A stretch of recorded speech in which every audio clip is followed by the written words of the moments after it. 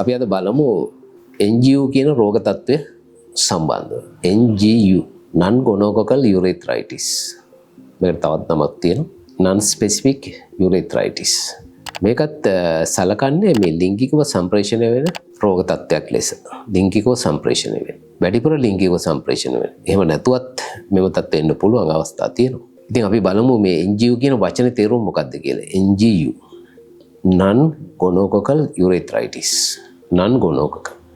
මොකද්ද මේ gonococcal කියලා කියන්නේ? අපි දන්නවා gonorrhea.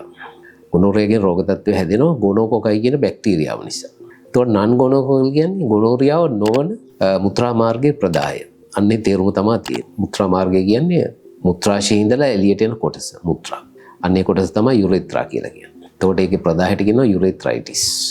non gonococcal urethritis. gonorrhea නොවන මුත්‍රා මාර්ගයේ ප්‍රදාහය. ඕක තමයි තේරුම.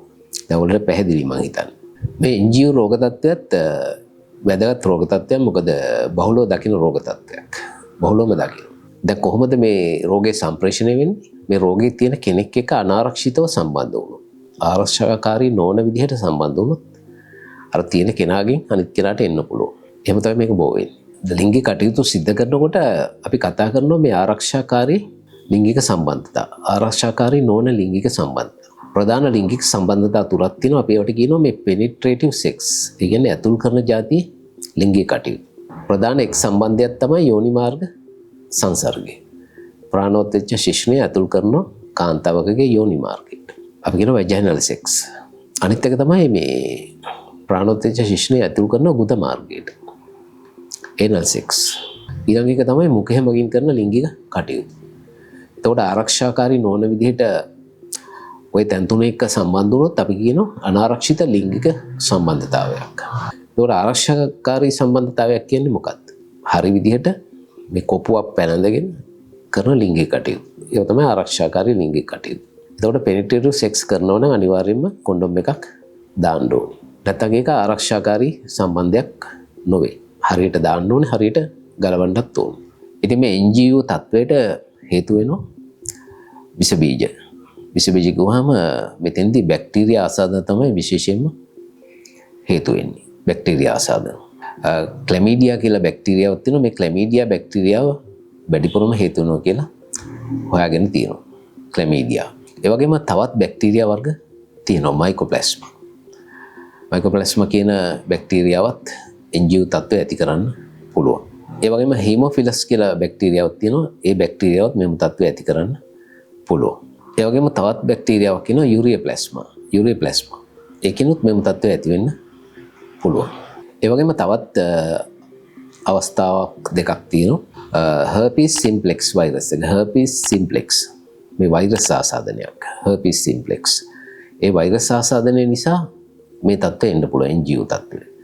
ඒ වගේම තවත් පරපෝෂිත ආසාදනයක් තියෙනවා. මේ ට්‍රයිකොමොනාස්. ට්‍රයිකොමොනාස් ආසාදනයක් આવුත් ඒත් NGU තත්ත්වය එන්න පුළුවන්. හැබැයි දැන් මේ NGU තත්ත්වය වැඩිපුර ඇති වෙන්නේ ක්ලැමීඩියා ආසාදනය නිසා. මේ herpes ආසාදනය, එතකොට ට්‍රයිකොමොනාස් ආසාදනය, ඒවා ඉතා කලාතුරකින් තමයි දකින්නේ. ඉතින් දැන් ඒ කතා කළේ මේ ලිංගික සම්බන්ධතා නිසා, විස බීජ නිසා NGU තත්ත්වය ඇතිවීම සම්බන්ධව. හැබැයි ලිංගික කටයුතු නැතුවත් වෙනත් හේතු නිසා, අපි කියනවා non sexual වෙනත් හේතු නිසාත් NGU තත්ත්වය එන්න පුළුවන්. මෙන්න මේ වගේ හේතු. දැන් සමහර අවස්ථා තියෙනවා මේ රෝගීන්ට කැතීටර්ස් දාන්න වෙනවා මුත්‍රා මාර්ගයට. කැතීට එකක්. මුත්‍රා හිර වෙලා එහෙම තිබ්බොත්, එහෙම නැත්නම් යම් ශල්‍ය කර්මවලදී අපි මුත්‍රා බටයක් දානවා. මේ බටේ දාලා ගලවනවා. අන්න ඉන් පස්සේ එන්න පුළුවන්. ඒ වගේම පිරිමුදියට ඇති වෙන්න පුළුවන් තත්ත්වයක් තියෙනවා මේ පෙරසම පිටුපසට යන්නේ නැතුව තද වෙලා තියෙනවා. ඇලෙනවා ඉස්සරහට. ඇලුනහම අපි කියනවා ෆයිමෝසිස්. ෆයිමෝසිස් කියන තත්ත්වය තිබ්බොත් NGU තත්ත්වය එන්න පුළුවන්. ඒ වගේ මුත්‍රා මාර්ගේ පටු වෙන්න පුළුවන්. අපි කියනවා ස්ට්‍රික්ච් එකක්. ස්ට්‍රික්ච් එකක් තිබ්බොත් urethral stricture. අන්න එතකොටත් මෙම තත්ත්වය එන්න පුළුවන්. ඒ වගේම අපි කතා කරනවා මේ UTIs. UTI එකක් කියලා කියන්නේ urinary tract infection. UTI එකක් ගත්තාම මේක අර මුත්‍රා මාර්ගයට විතරක් සීමා වෙන්නේ. තව උඩට යන්න පුළුවන්. මුත්‍රාශයට යන්න පුළුවන්. ඒ වගේම බගඩු වලටත් යන්න පුළුවන්. එතකොට අර urethritis කියන එක වෙනස් වෙනවා UTI එකකින්. UTI එක තව උඩට යන්න පුළුවන්. urethritis එක සීමා වෙන්නේ මුත්‍රා මාර්ගයට පමණයි. ඒගොල්ලන්ට මම හිතන්නේ ඒක පැහැදිලි. දැන් මේ NGU තත්ත්වය කාට හරි තියෙනවනේ. මොනවද එන්න පුළුවන් රෝග ලක්ෂණ? සමහරුන්ට රෝග ලක්ෂණ නැහැ රෝගේ තියෙනවා. එතකොට රෝගේ තියෙන කෙනෙක් රෝග ලක්ෂණ නැතුව ඉන්නවනේ. එයා වෙනත් කෙනෙක් එක්ක සම්බන්ධ වුණොත් එයාට රෝග ලක්ෂණ සහිත රෝගේ එන්න පුළුවන්. එහෙම දෙයක් තියෙනවා. ඉතින් සමහරුන්ට රෝග ලක්ෂණ නෙවෙයි සමහරුන්ට රෝග ලක්ෂණ නැහැ. ඒ වගේම තමයි මෙම තත්ත්වය ආවොත් සමහරුන්ට කලාතුරකින් කාලෙත් එක්ක සුව වෙන්න පුළුවන්. බොහෝ දෙනෙක්ට ප්‍රතිකාර කරගන්න අවශ්‍ය වෙනවා. ඒ වගේම තවත් වැදගත් කාරණයක් තියෙනවා මේ විස බීජ ඇඟට ගියාම රෝග ලක්ෂණ ඇතිවන උදවියට දවස් 2-3ක් ඇතුළත රෝග ලක්ෂණ එන්න පුළුවන්. එහෙම නැත්නම් සති 2-3ක් ප්‍රමාද වෙලා රෝග ලක්ෂණ එන්නත් පුළුවන්. ඒ වගේම මේ NGU තත්ත්වය වැඩිපුර ඇති වෙන්නේ පිරිමි උදවියට. පිරිමි උදවියට තමයි මේ තත්ත්වය වැඩි. ඒ වගේම ලිංගිකව සක්‍රීය වයස්වල උදවියට අවුරුදු 15ත් 30ත් අතර උදවියට වැඩිපුර ඇති වෙන්න පුළුවන්. ඒ වගේම පාර්ට්නර්ස්ලා වැඩි ඉන්නවනේ මල්ටිපල් පාර්ට්නර්ස්ලා. අපි හිතමු සම්බන්ධතා ගොඩක් තියෙනවා. කට්ටිය ගොඩක් එක්ක. අර විශ්වාසවන්ත එක් සහකරුවෙකුට සීමා වෙලා නැහැ. අන්න එතකොට එන්න තියෙන ඉඩකඩ වැඩි. දැන් අපි බලමු මොනවද එන්න පුළුවන් රෝග ලක්ෂණ කියලා. විශේෂයෙන්ම පිරිමි උදවිය ගත්තොත් රෝග ලක්ෂණ කාන්තාවන්ට වැඩිය ටිකක් වෙනස්. ඒ වගේම පොදු රෝග ලක්ෂණත් තියෙන්න පුළුවන්. මෙන්න මේ වගේ රෝග ලක්ෂණ ඇති වෙන්න පුළුවන්. එකක් තමයි මුත්‍රා දැවිල්ල. මුත්‍රා දැවිල්ල ඇති වෙනවා. අනිත් රෝග ලක්ෂණ තමයි මුත්‍රා මාර්ගයෙන් ස්‍රාවයන් නැති වෙන්න පුළුවන්. මේ ස්‍රාවයන් අවර්ණ වෙන්නත් පුළුවන්. එහෙම නැත්නම් ලා සුදු පැහැයක් හෝ කහ පැහැයක් ගන්න පුළුවන්.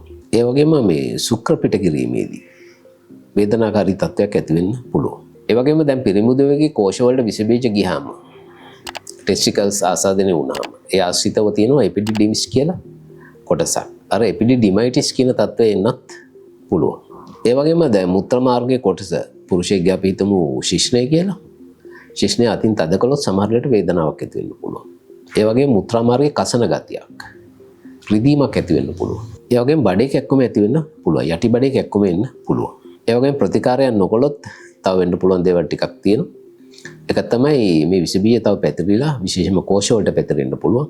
දැන් කෝෂ වලට පැතිරුණොත් කෝෂ ඉදිම එනවා. කෝෂ වල කැක්කුම එනවා. ඒ වගේම අර ශුක්‍ර හදන සෛල විනාශ වෙන්න පුළුවන්. මොකද සෛල විනාශ වුණොත් වඳභාවයටපත් වෙන්න පුළුවන්. ඒ වගේම විස බීජ වල තවත් පැතිරීමක් ආවොත් උණ එන්න පුළුවන්. වෙවුල උණ එන්න පුළුවන්. ඒ වගේම තවත් ඒ අදාළ සංකෝලතා එන්න පුළුවන් විස බීජ පැතිරෙන තැන අනුව. දැන් අපි බලමු කාන්තාව ගත්තොත් මොන වගේ රෝග ලක්ෂණද එන්න පුළුවන් කියලා. කාන්තාවන්ටත් අර මුත්‍රා දැවිල්ල එන්න පුළුවන්. ඒ වගේම යෝනි මාර්ග ස්‍රාවයන් එන්න පුළුවන්. යෝනි මාර්ග ස්‍රාවයන් කලින් තිබ්බට වැඩිය වෙනස් වෙලා.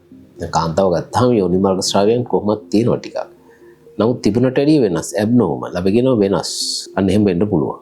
ඒ වගේම ලිංගික සංසර්ගය පවත්වද්දී කාන්තාවන්ට වේදනාවක් ඇති වෙන්න පුළුවන්. විශේෂයෙන්ම යටිබඩ කොරුණා වගේ යටිබඩ කැක්කුම එන්න පුළුවන්.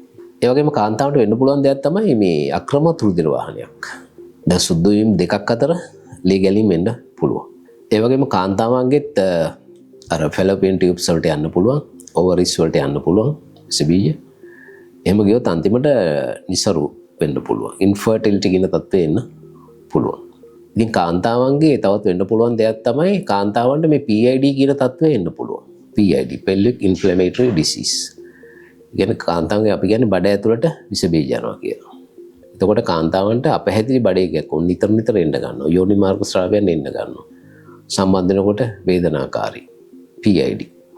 එම තත්ත්වය આવොත් තවත් සංකූලතා රාශියක් එන්න පුළුවන්. ඒ වගේම තවත් එන්න පුළුවන් සංකූලතාවයක් තමයි රියැක්ටිව් ආතරයිටිස්. මේක ගැහණු අයටත් එන්න පුළුවන්, පිරිමි අයටත් එන්න පුළුවන්. දැන් අපි NGU තත්ත්වය කොහොමද අඳුරගන්නේ? දැන් ඔයගොල්ලන්ට පේන NGU කියන තත්ත්වය බොහෝ දිනකට ලොකු ප්‍රශ්න ඇති කරන්නේ නැහැ. නමුත් කොටසකට සංකූලතා එන්න පුළුවන්. සමහරවිට රෝග ලක්ෂණ ඇත්තෙත් නැහැ. සමහරවිට ඉබේම හොඳ වෙන වෙලාවලුත් තියෙනවා කාලෙත් එක්ක. දැන් කාට හරි NGU තත්ත්වයේ තියෙනවනේ අපි කොහොමද අඳුරගන්නේ? ඒක වැදගත් වෙනවා. මොන වගේ පරීක්ෂණද සිදු කරන්න ඕන? ඉස්සෙල්ලාම වැදගත් වෙන්නේ රෝගියාගේ රෝග ඉතිහාසය. රෝගියාගේ රෝග ලක්ෂණ සහ රෝග ඉතිහාසය ඉතාමත් වැදගත්. රෝගියාගේ ලිංගික සම්බන්ධතා ප්‍රධාන වශයෙන්ම වැදගත් වෙනවා. මොන ආකාරයේ සම්බන්ධතාවද පැවැත්වුවේ? සෙක්ෂුවල් හිස්ටරි එක ඉතාමත් වැදගත්. මොකද අනාරක්ෂිත සම්බන්ධතාවලට යනවා නම් අවදානම් වැඩ කරනවා නම් එයාට එන්න තියෙන ඉඩකඩ වැඩි. ඉතින් මෙතන අපි හිතමු මේ යුවලක් ඉන්නවා. මේ යුවලක් හිටියට වැඩක් නැහැ. එක්කෙනෙක් අනාරක්ෂිත සම්බන්ධතාව පවත්වනවා නම් අනිත් කෙනාටත් ආරක්ෂාවක් නැහැ. එහෙම දෙයක්ත් තියෙනවා. ඉතින් රෝගියාගේ ඉතිහාසය, රෝග ඉතිහාසය ඉතාමත් වැදගත්. රෝගියාව ඊට පස්සේ පරීක්ෂා කරලා බලන්න පුළුවන්. පරීක්ෂා කළාම සමහර වෙලාවල් තියෙනවා අපිට අර ඩිස්චාර්ජ් එක පේනවා. පිරිමි කෙනෙක් ගෙන ශිශ්‍රය මිරිකලා ඉස්සරහට ගන්නකොට අර ශ්‍රාවයන් එනවා අපිට දැක ගන්න පුළුවන් සමහර අවස්ථාවල. සමහර අවස්ථාවලදී පේන්නේ. නමුත් දැක ගන්න පුළුවන්. දැන් කාන්තාවන්ගේ ශ්‍රාවයන් කොහොමද තියෙනවා එකපාරට NGU නිසාද කියලා කියන්න බෑ. නමුත් පරීක්ෂා කරලා අපිට කියන්න පුළුවන්. දැන් පිරිමි කෙනෙක්ගේ අපි පරීක්ෂා කරන්නේ මොනවද?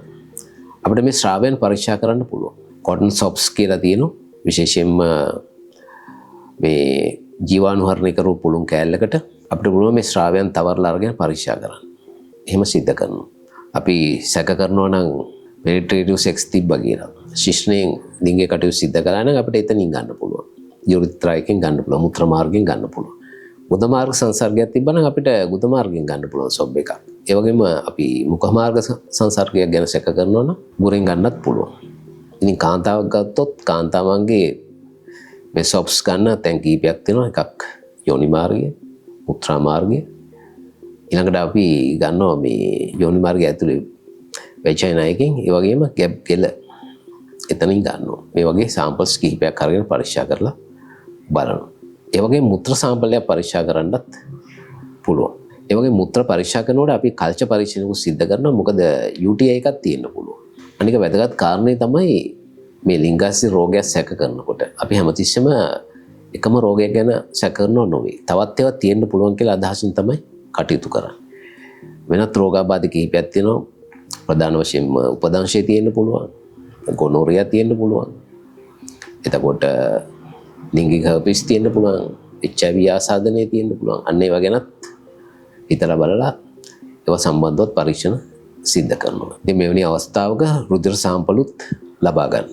ඒ වගේම නවීන පරීක්ෂණ తీරන කරන්න පුළුවන්. සමහර තැන්වල මේ පහසුකම් ඇත්තේ නැහැ. එකක් තමයි මේ PCR.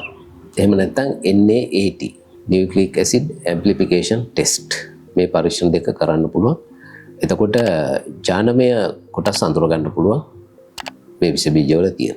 සාමාන්‍ය එවැනි පරීක්ෂාවක් සිද්ධ කරන අඩුයි පහසුකම් සාමාන්‍ය පරීක්ෂණාගාරවල ඇත්තේ නැහැ. නමුත් සමහර අවස්ථාවලදී අපි දැකලා තියෙනවා සමහර රටවල් වල එම පරීක්ෂණයක් සිද්ධ කරනවා. ඉතින් අපි බලමු දැන් මෙම தත්ත්වය තියෙනවා කියලා තහවුරු වුණා.